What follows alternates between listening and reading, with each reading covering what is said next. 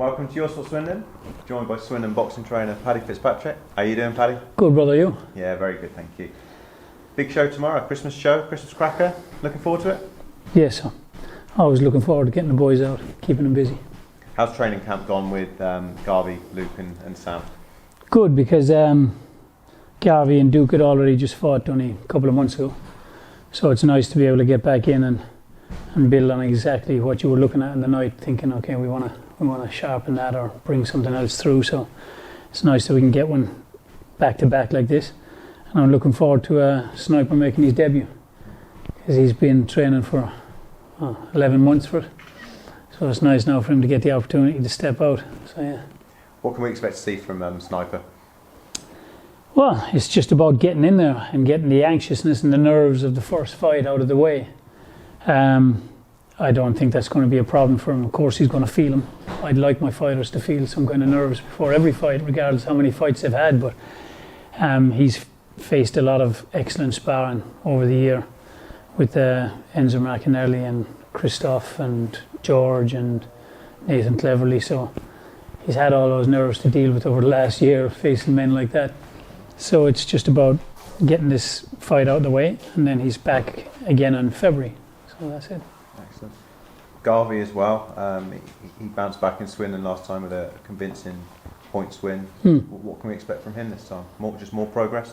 Just more progress, brother. That's all it is. You know, when you have the opportunity to keep him busy, you bring more out in the fighter. You can train as much as you want and spar as much as you want. But when you have the opportunity and the fighter has the opportunity to get in, have a fight, know that he won that fight, what he did in that fight, get back in the gym, polish, bring something else through, go again. It develops the fighter far quicker than if they were only fighting a few times a year. So Garvey's got an excellent, just old school, old fashioned style, you know, relies on the jab, the key to every style. And it's just more and more confidence coming through. You know, after his loss, he went to Ireland and got his first stoppage.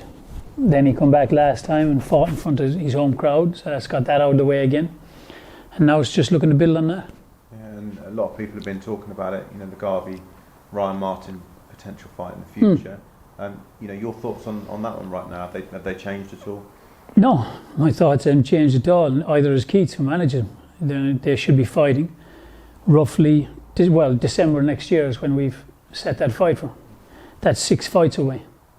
You know, it's too easy to rush and have these guys fight like's being suggested in March. As soon as they've fought, the benefit of the fight is done, it's out of the way. It's pointless. They're in a welterweight division. That's a deep, deep division in Britain. You want to try and get the backing of your home crowd behind you before you move forward. Because if you can't sell tickets, it don't matter how good a fighter you are, no promoter in the world is interested in you. If you can sell tickets, it don't care how bad a fighter you are, every promoter will find people worse than you to fight just to keep you selling those tickets. Yeah. Both of those men are good fighters, but both of them have not fought anybody yet. Either man have not fought anybody yet. They both need experience. There's a 7-fight deal in place for both men because Keith manages and promotes Ryan. I manage Garv and coach him. And now he's got a 7-fight deal with Keith up until December next year. It serves a purpose for both men to fight together on each show so that Swindon starts to have more and more of an opinion about who's going to win. The opinion gathers pace, the people paying attention gathers. And then by the time the fight happens, they're fighting over 10 rounds with 12 fights apiece. Then it means something. The winner of that then, with the backing of the people in Swindon that have gained interest in it and started paying attention, they can move on to something bigger and better. The loser, even if it's a good fight, still keeps the attention of the home crowd. They just got to rebuild a bit. But for either of those men to fight before then is pointless, because it'll just be another win on one of their records, a loss in the other one, and they still won't have fought anyone. Even if they fought each other right now, because neither man has fought anyone yet, they don't stand for anything yet. No. That's not being disrespectful, that's the way it is. I'm talking about Garvey as well. So for them to fight each other now, who cares? Doesn't matter. Doesn't do anything. So that's the plan for them to build, and it'll be a good fight. It'll be an excellent fight. So Ryan's trainer and Ryan himself has said they'd like the fight sooner. Could you see the fight being any sooner than December? You know. Yeah, could see the fight being tonight if they fall out with each other. But if it's left up to the management, which is myself and Keith, then the fight will happen when we say so. If they want to do it any sooner, it doesn't make any sense. If it makes sense and they can give a good reason why it makes sense, or Ryan can give a good reason, well then we'll listen to his opinion. But it's got to make sense. Neither man has fought anybody. Garvey's faced a guy in his second fight of 14-7. Bar that, he's faced 500 records and losing records. Same as Ryan. Simple. In his last fight, he fought the guy that stopped Garvey. Who cares? At the moment, in Britain, in the welterweight division, they don't mean anything at the moment. And, you know, every fighter starting out, no matter how good they're going to end up being, you start out, unless you're coming with a gold medal from the Olympics or something big like that in the amateurs, you start off bringing really nothing to the table, only your skill set. So now you've got to develop that skill set to be able to fight over the 6 and the 8, the 10, the 12 rounds. And you've also got to develop a fan base. The fan base will be developed because people are paying attention to you. People will only pay attention if there's something to pay attention to. Fighting and having the potential to fight somebody from your own hometown and that building, that will get more and more people paying attention. That's what it does. So to have the opportunity to have someone in your own weight category in a small town like Swindon that could potentially build into something decent over 10 rounds, why waste it over 6? Why waste it even over 8? I wouldn't be interested in Garvey fighting for the title that Ryan fought in his last fight. I don't think those titles mean anything. And that might sound disrespectful. It's not. I have full respect for Ryan as a fighter, but I just don't think these challenge belts amount to much. Southern area titles, English titles, British titles, that's what you want to be heading towards. And it's all well and good saying they could fight for the Southern area title. That's not up to us. That's up to the Board of Control. And both men have to earn that right to do that. Now, Ryan might earn that right sooner than Garv, because he's had a better amateur career. So he might earn that sooner. But I'm not going to put Garvey in a fight against Ryan over 10 rounds. And then once Garvey, let's say we do that in the next fight, and then Garvey wins, okay? Then Garvey's left holding a belt that he has to defend over 10 rounds. Garvey isn't ready to be a 10-round fighter yet.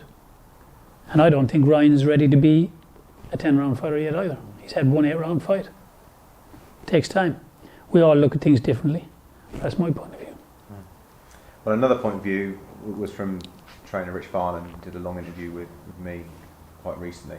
And I think he described Ryan as being in a different league to Garvey. What's your reaction to that? I don't care what he says. Fair enough, that's an answer. That's it. Okay, well, it's an exciting fight for the future, and we look forward to that, whether it happens in March, July, December, or whenever. We wish both lads a lot of success in their forthcoming fights. Let's talk about Luke on Sunday. Mm-hmm. Main event, exciting for him? Exciting for him. He's been the co-main event on a couple of shows at the Oasis now. These are smaller shows, but it's still, young in his career too. This is his 6th fight. I'm not overly interested in them getting too much attention at the moment. They just need to keep building the attention of the Swindon crowd. I said to you on many previous chats, there's no point in all these guys running to get signed up by bigger promoters in London or anywhere else if you can't get the attention of your own home people where you live. What makes you think you're going to get the attention of people from a city that you don't live in? So to have a 7-fight deal in place with Keith, I think is excellent for everybody involved in it. All Keith's fighters and all my fighters, because it gives them the opportunity to get out 7 times in a year in front of their home crowd. So long as they put all the work in and perform on the nights, they will get more and more people interested in them. And a year from now, 3, 4 of these guys doing their jobs right should have a bigger following than they do at the moment, because at the moment they got friends and family. After 7 fights in front of your home crowd, you start to have people that don't know you personally following you, because they've come to watch somebody else, saw you fight, thought that was a good performance, I like that. The next time that they're at the show, they go, oh, I remember this guy from last time, let's pay attention. Then they start to become your fans too. That's what we have the opportunity to build over this next year. That's what our priority is. I'm not interested in anything else. And for Luke, on Sunday, you're looking for a positive finish to what's actually been quite a frustrating year, you know, with injury and a little bit of... You'd have liked him to have been a bit busier, wouldn't you, in the past year? You know, you want everything to go perfect in life. It never will. So when it isn't going perfect and when problems arise, at that time, they can be frustrating. But let's face it, nothing ever goes completely right. So you need to be able to deal with these things when they go wrong. What better way to learn how to deal with them than to deal with them early in your career? These are still experiences, the same way as fighting different styles of opponents. Fighting southpaws, fighting strongmen, fighting punchers, fighting movers.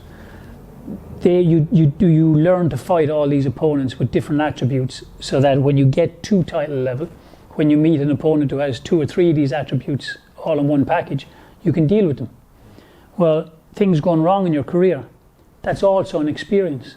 That's also something that you don't look forward to happening, but you relish that you've been able to deal with it when it did happen. He dealt with it well. He didn't sulk. He didn't get out of the gym. He didn't get out of shape.